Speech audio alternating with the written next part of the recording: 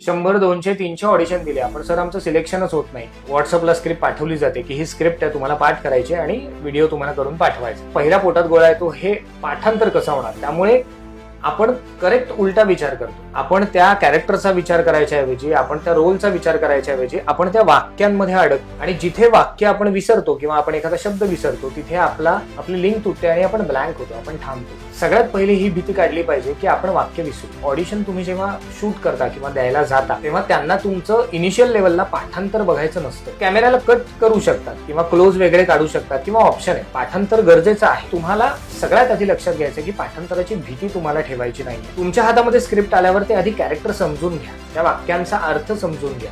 एखादं वाक्य 19-20 झालं, पुढे मागे झालं तरी हरकत नाही, पण अर्थ बदलता कामा नये. इव्हन तुम्ही जेव्हा शूटला जाता, तुमचं सिलेक्शन होऊन शूटला जाता तेव्हा सुद्धा तीच प्रोसेस आहे की तुम्ही शेवटची क्ल्यू लाईन आणि मधल्या वाक्यांचा अर्थ हा जर लक्षात घेतला तर तुमच्या पटकन वाक्य लक्षात राहतं. तुमच्या हातात स्क्रिप्ट आल्यावर तुम्ही त्या कास्टिंग डिरेक्टरकडे जायला हवं किंवा जो ऑडिशन घेत असेल त्याला त्या कॅरेक्टर बद्दल विचारायला हवं, ते कॅरेक्टर समजून घ्यायला हवं, मग त्या वाक्यांची रिव्हिजन करायला हवी, काही पॉइंट्स त्याच्यामध्ये काढायला हवेत ज्याने तुम्ही वाक्य ते विसरणार नाही.